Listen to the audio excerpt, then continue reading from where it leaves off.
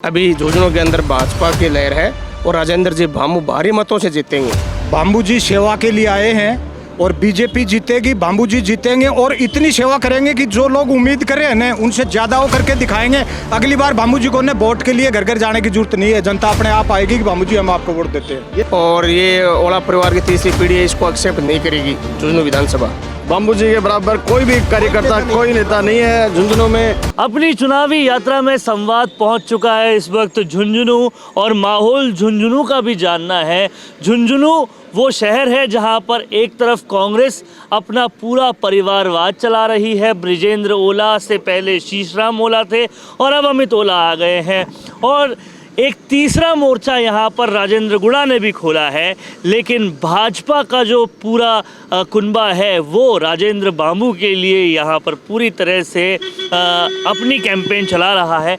अब देखना ये है कि इस त्रिकोणीय मुकाबले में माहौल किस तरफ जाता है। झुंझुनू की एक ऐसी ही सड़क किनारे थड़ी पर हम पहुँचे हैं जहाँ पर तमाम सारे लोग बैठे हुए हैं। बात उन तमाम सारे लोगों से करेंगे, क्या कह रही है झुंझुनू की हवा। बृजेंद्र ओला पिछली बार जीते थे सांसदी का चुनाव, क्या अब भी हवा कांग्रेस के कुछ तरफ है? नहीं, अभी हवा कांग्रेस की तरफ बिल्कुल भी नहीं है। अभी झुंझुनू के अंदर भाजपा की लहर है और राजेंद्र जी भामू भारी मतों से जीतेंगे। ये पूरे झुंझुनू विधानसभा की जनता का मन है। 36 कौमों के नेता हैं राजेंद्र जी भामू। भाजपा यहाँ पर बहुत अधिक मतों से जीतेगी और ये ओला परिवार की तीसरी पीढ़ी है, इसको एक्सेप्ट नहीं करेगी झुंझुनू विधानसभा। सुनने में यह आ रहा है कि जो जाट हैं इस क्षेत्र के, वो भी कहीं ना कहीं नाराज़ है कि एक पीढ़ी, दो पीढ़ी, तीन पीढ़ी किसी और को मौका ही नहीं दे रही कांग्रेस। तो क्या माहौल आपको लग रहा है, और कांग्रेस के प्रति क्या सच में ऐसी नाराज़गी है? देखिए, इस बार जनता ने रुख बना लिया है कि भाजपा से, झुंझुनू से विधानसभा से भाजपा प्रत्याशी राजेंद्र जी भामू को 100% जिताएंगे। भारी से भारी मतदान होगा बीजेपी के पक्ष में।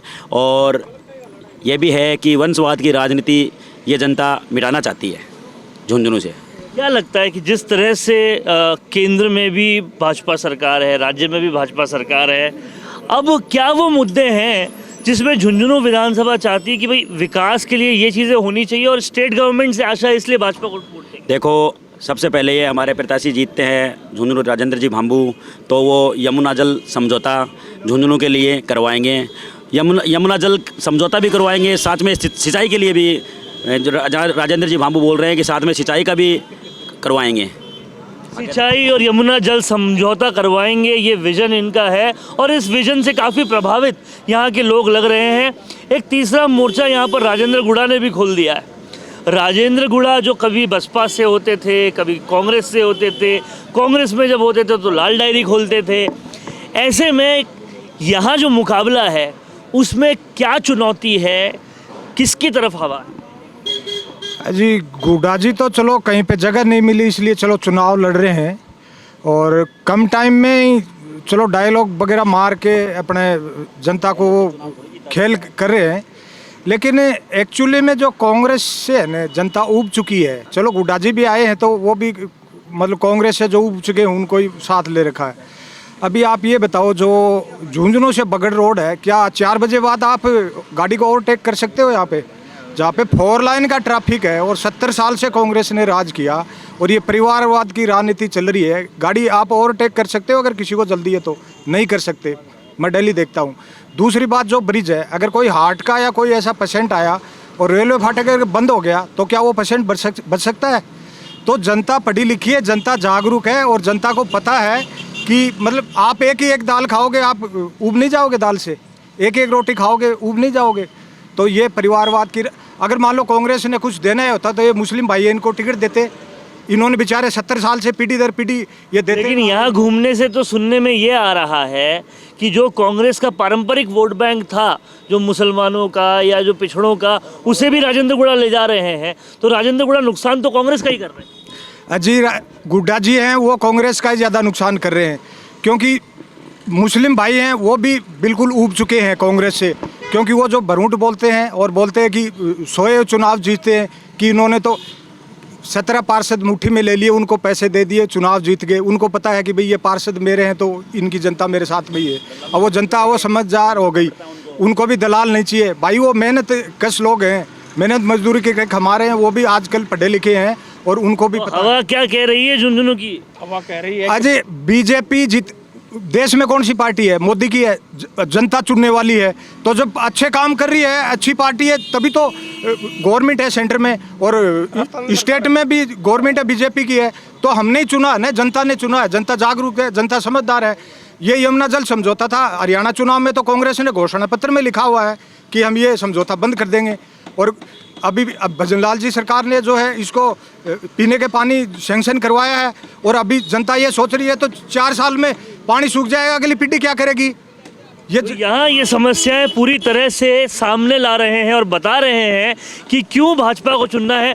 और भी कुछ युवा हमारे साथ हैं, उनसे बात करते हैं। यहाँ पर ये सारी समस्याएं इन्होंने पूरी तरह से स्टेट की बताई। आप ये समझाएं कि अगर इतना ही प्रॉब्लम है कांग्रेस से, तो 1 पीढ़ी, 2 पीढ़ी, 3 पीढ़ी को लाए क्यों? और दूसरी बात, सचिन पायलट से प्रभावित हैं क्या अभी भी यहाँ के लोग? देखिए, जो ये वंशवाद की राजनीति है, जनता ये इनसे ऊब गई है। जनता ये चाह रही है कि वंशवाद की जो ये राजनीति है ये ख़त्म की जाए। जो ये ओला परिवार है, ये पीढ़ी दर पीढ़ी दर राजा महाराजा की तरह ये काम इनका चालू हो गया। अब ये जो भी चुनाव आते हैं, चाहे एमपी का हो, एमएलए का हो, सरपंच का हो, पंच का हो, सब सीटें इन्हीं को ही चाहिए, हर पद इन्हीं को चाहिए। अब जनता इनसे नाराज़ हो गई है, जनता इनसे नाराज़ है काफ़ी, और अब ये नहीं चाहती कि वंशवाद की राजनीति हो। बात यही है ओला परिवार के लिए। कहीं ना कहीं बात वंशवाद की राजनीति के खिलाफ है, और ये खिलाफ भी इतनी ज़्यादा चली गई कि खुद ब्रिजेंद्र ओला को कहना पड़ा कि मैं तो टिकट मांग ही नहीं रहा था, आलाकमान ने दे दिया। और इस तरह से अब माहौल बनाया जा रहा है। तमाम सारे लोग यहाँ पर हैं और ये तमाम सारे लोगों का कहना है कि इन सब वजहों से अब बीजेपी की तरफ माहौल बन रहा है। राजेंद्र भांबू जी की एक खासियत बताइए जिसकी वजह से लोग मुरीद हो रहे हैं। राजेंद्र बेदाग छवि के हैं और सीना खोल के मिलते हैं। बिचौलों की कोई ज़रूरत नहीं है। कोई भी 36 कौम का कार्यकर्ता, आम आदमी जाके कार्यालय में मिलता है और गले लगाते हैं, अगले का पर्सनल काम करते हैं।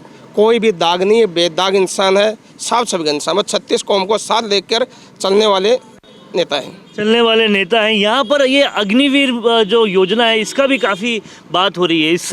इस योजना से क्या नाराज़ हैं? अजी कोई नाराज़ नहीं है। ज़्यादा बंदों को मौका मिलेगा और वहाँ जो अच्छे होंगे उनको आर्मी में रखा जाएगा, क्योंकि गधे और घोड़े में भी अंतर होता है। दूसरी बात यह कि जो अच्छा होगा वो देश की सेवा करेगा। बाकी जो है अपने इंटरनल मैटर में उसको प्राइवेट सेक्टर और सरकारी सेक्टर उसको वरीयता दी जा रही है ना। तो जॉब ज़्यादा लोगों को मिलेगा। चाइना में कोई भी जॉब करे उनको 5 साल फौज की ट्रेनिंग लेना अनिवार्य है, इसलिए वहाँ हर आदमी हथियार चलाना जानता है। तो हम भी आत्मनिर्भर बने। तो यहाँ अग्निवीर पर भी 2 मत है लोगों के, और इनका कहना है कि अच्छा है ट्रेनिंग अगर मिल रही है और तमाम सारे लोगों को मिले तो। अभी तो आप बोल रहे थे, अच्छी तरह से बोल रहे थे, तो कुछ लोग बोलने से शर्मा भी रहे हैं, लेकिन यहाँ कहना है बीजेपी को देंगे वोट, बीजेपी के आदमी है। बीजेपी को देंगे, मोदी को देंगे वोट, भांबू जी को देंगे। भांबू जी के बारे में पूछ रहे हो, भांबू जी के बराबर कोई भी कार्यकर्ता, कोई नेता नहीं है झुंझुनू में। भांबू जी एक सरल स्वभाव और मिलनसार आदमी है, इसलिए जो भी आदमी आए 36 कौम साथ में इनके, पूरे दिन 24 घंटे में कभी भी जाके भांबू जी का कार्यालय पे कोई हाथ खड़खड़ा सकता है। बहुत आसान है भांबू जी से। तो क्या ये लोगों से मिलने की कोई प्रॉब्लम थी? ओला से लोग मिल नहीं पाते क्या? ओला से हम कभी आज तक मिले ही नहीं। ओला के बीच में कई जैसे 5-4 आदमी थे, हर गाँव के अंदर उन्होंने आदमी छोड़ रखे थे। पहले जैसे गुड्डा जी ने कहा कि इनको बागड़ों को मिलाओ, पहले उनसे मिलते थे, फिर वो आगे जाके मिलते थे, फिर वो राजी हो तो हो, वरना नहीं मिलते तो नहीं मिलते। मेन बात ये है, हर गांव के अंदर इन्होंने 5 आदमी छोड़ रखे थे।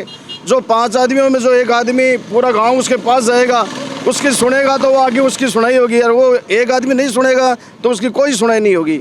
मेन चीज़ यही है। अब जनता जाग गई है, पहले वाली बात नहीं रही।